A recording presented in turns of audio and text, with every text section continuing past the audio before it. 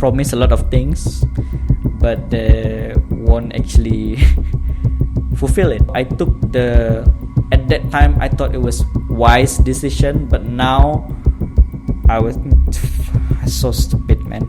You don't even have the balls to actually say to my face, where are all the money? Like literally, I'm literally asking right now, if you're a pageant organizer, please educate me. Where are all the money going?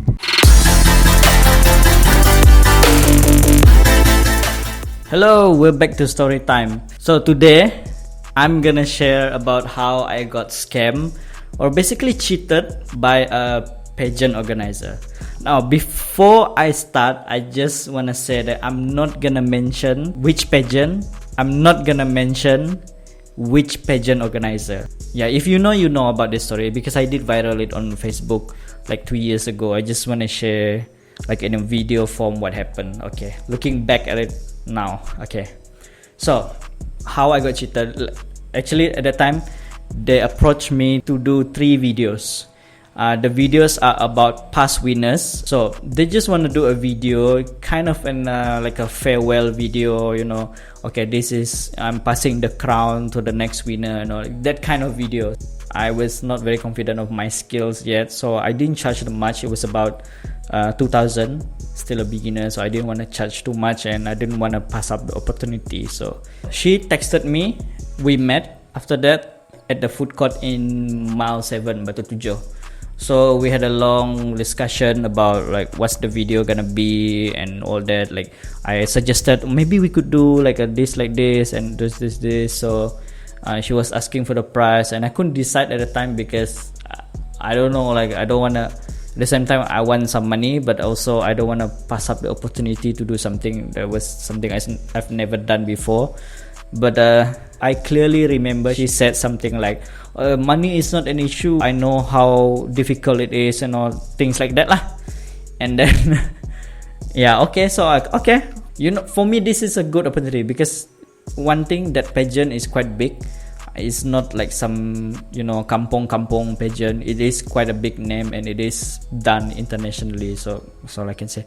Okay, so we agreed after the meeting, and then after that I quote my price, which was this, and then I said, oh, I didn't think it was that much. You know, could you maybe like for us like pageant? And then I guess that was the first red flag. I didn't. Why? Looking back and now, how stupid was I? If you find this with your client, there during the meeting they say, oh, money is not an issue, and then you quote your price, and then they start, you know, I didn't expect it to be that high, could you lower it a bit, you know, tolong. That is already a red flag. So you might want to rethink about whether you actually want to do this or not. And then actually one of the winner kind of already, because she's under that organizer for the past year, so she kind of knew that things are not right. So she kind of warned me before I accepted the job actually. So she said to me like, don't get too excited because these people tend to, you know, promise a lot of things, but they won't actually fulfill it. They're just promising things, so they won't actually do anything. Still, I was so hungry for exposure, so hungry for, you know, things that I knew to do. So I went on anyway. So I gave her the price, and then I said, okay, I'm just waiting for the deposit, then I can start. And I said, okay, we'll give the deposit so that you can start. But weeks went by, 2 weeks went by, 3 weeks went by, and then no word on the money, not even a deposit, not even 1 ringgit into my account yet. But the date of the coronation is getting closer and closer, so I didn't want to do things last minute. So I took at that time I thought it was wise decision, but now I was so stupid, man.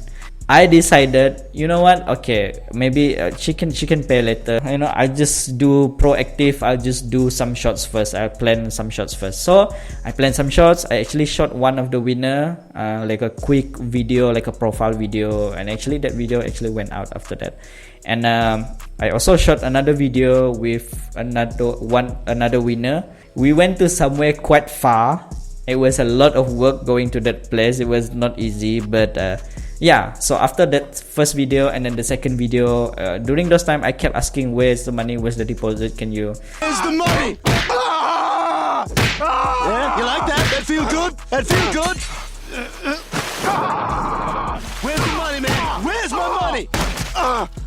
And come to a point where I know they are doing auditions or doing like audition for who's gonna be the finalist for that year. So I actually went there looking for her, and then I asked her face to face. I asked her, "Where's the money for the deposit and all that?" And she, into my face, she said, "Oh, we're having some trouble with the money and all that, but I'm pretty sure next week you will have it. It was more with running late with the money and all that."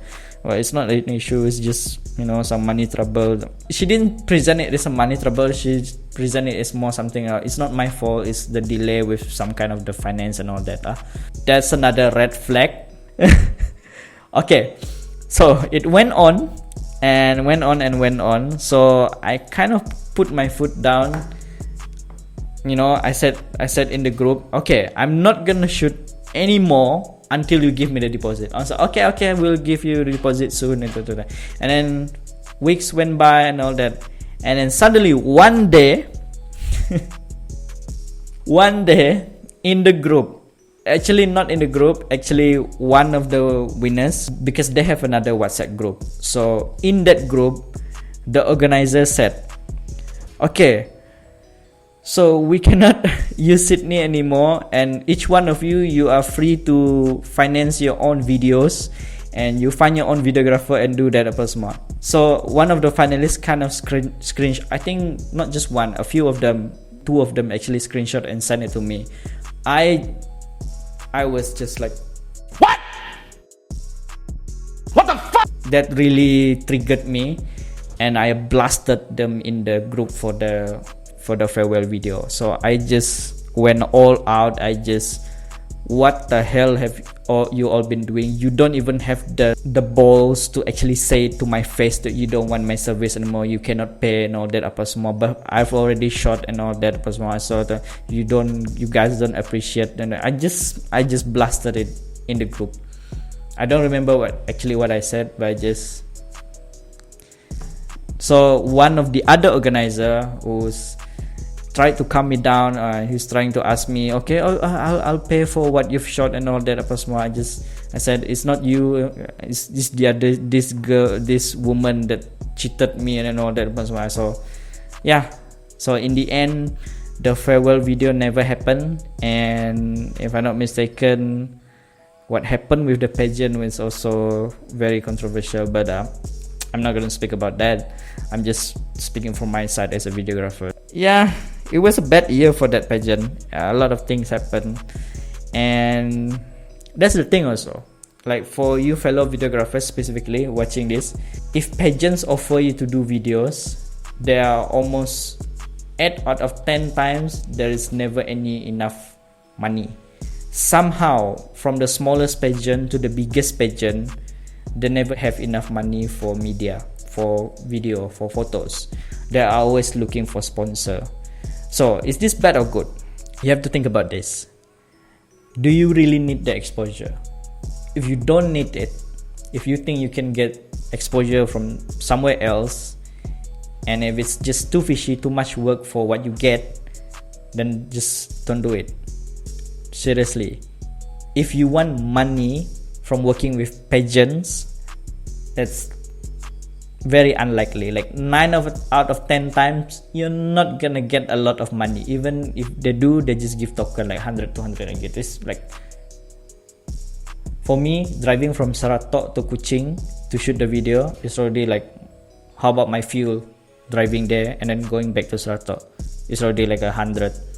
So it's just not worth it. If you think you can leverage them well to really promote you and put it on paper, the agreement of what you get when you give your service, then by all means go ahead. I don't know why most pageants just never have enough money for proper media, but that is exactly what you need.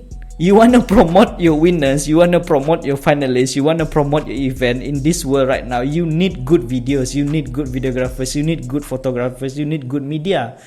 but you don't want to pay for it, you don't want to invest for it, but somehow the table to go to your event is 100 ringgit per person or something like that. Where are all the money? Like literally, I'm literally asking right now, if you're a pageant organizer, please educate me. Where are all the money going? I really don't understand. Like my experience with pageants is just no money at all. How does this business even work? Like, is it exposure for you too? Is it everybody exposure? Like, what's going on? Like, yeah, I get like you want a sponsorship and all that, but then again, I don't know, man. About pageants, it's just so. I guess that's it. I just want to share this story because for people out there, if you're thinking pageants gonna give you money, I'm not even talking about you as a videographer or photographer. Even when you win, I've heard so many stories of winners not getting their money when they win. So not all pageants, I'm not saying all pageants, but a lot of winners, I've heard a lot of winners that don't get their money. And when they actually do win, they're not really getting the help they need to go to the next stage. They have to find their own sponsors, find their own dress, find their own accommodation. It's quite sad. I don't know what happened. It's just, but that's it. So really check, double check, and anything you agree on, put it on paper. So if they violate the agreement, you can always show them, see, this is what you agreed. If you don't do it, I can sue you, or you pay me somehow else. Okay, so that's it.